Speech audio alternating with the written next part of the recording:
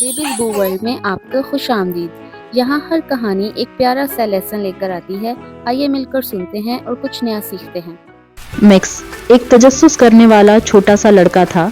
उसके बाल बिखरे हुए थे और आंखें चमकदार थीं।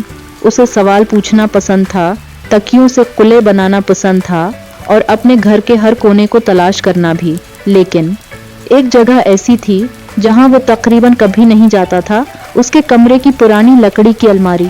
वो अलमारी सर्दियों के कोटों से भरी हुई थी, धूल भरे डब्बों से भरी हुई थी और उसका दरवाजा चरचराता था। मैक्स को वो जगह बोरिंग लगती थी, मगर एक खास दिन सब कुछ बदल गया। वो बारिश वाली दोपहर थी। मैक्स उगता गया था, खिलौने बेमजा लग रहे थे। उसने गहरी सांस ली और कमरे में इधर उधर देखा। फिर उसकी नजर अलमारी पर पड़ी। मैं देखूं कि अंदर असल में क्या है, उसने आहिस्ता से कहा। वो आगे बढ़ा, हैंडल पकड़ा और दरवाजा आहिस्ता से खोला। अंदर से हल्की सुनहरी रोशनी चमकी। मैक्स ने आंखें झपकाएं। कोटों के दरमियान एक छोटा सा यूनिकॉर्न खड़ा था। उसका जिस्म मोती जैसा सफेद था, सींग चमकदार चांदी जैसा और दम कौसे कुजह के रंगों वाली थी। वो आहिस्ता आहिस्ता हल रही थी। यूनिकॉर्न ने मुस्कुराकर कहा, हेलो, मेरा नाम लोना है। मैक्स हैरान रह गया। एक यूनिकॉर्न मेरी अलमारी में? लोना ने नरमी से सिर हिलाया। मैं ख्वाबों के दरवाजों से सफर करते हुए थोड़ी सी खो गई थी। ख्वाबों के दरवाजे, हाँ, अलमारियां बस्तर के नीचे और किताबों की शेल्फ के पीछे। बच्चों का तखय्युल उन्हें खोलता है। मैक्स के दिल में खुशी की गर्मी सी फैल गई। तो तुम सच में हो? लोना हल्के से हंसी। मैं उतनी ही सच हूँ जितनी तुम्हारी मेहरबानी। मैक्स ने आहिस्ता से उसकी नरम जुल्फों को छुआ। वो बादलों जैसी नरम थी। मैंने पहले कभी यूनिकॉर्न नहीं देखा। और मैंने भी तुम्हें पहले कभी नहीं देखा। क्या तुम मेरी मदद करोगे? हाँ, जरूर।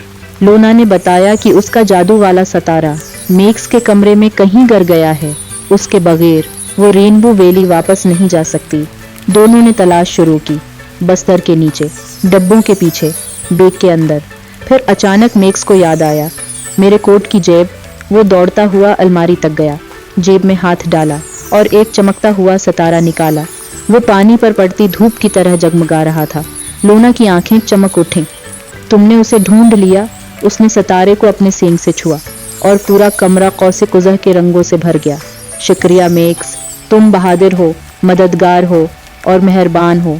मैक्स मुस्कुराया। क्या तुम अब चली जाओगी? आज के लिए। लेकिन जादुई दोस्त कभी वाकई दौर नहीं जाते।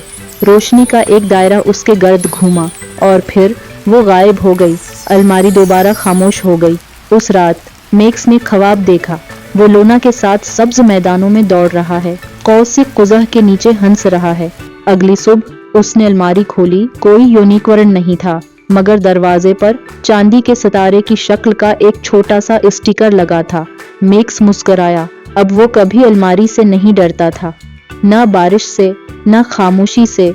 उसे मालूम था जादू कहीं भी हो सकता है, खास तौर पर वहां जहां तखय्युल जिंदा हो।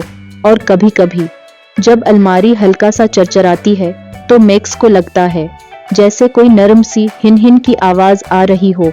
अगर आपको ये कहानी पसंद आई हो तो बेबीज बू वर्ल्ड चैनल को लाइक, शेयर और सब्सक्राइब करना मत भूलिएगा। मिलेंगे एक नई वीडियो के साथ, तब तक के लिए बाय बाय।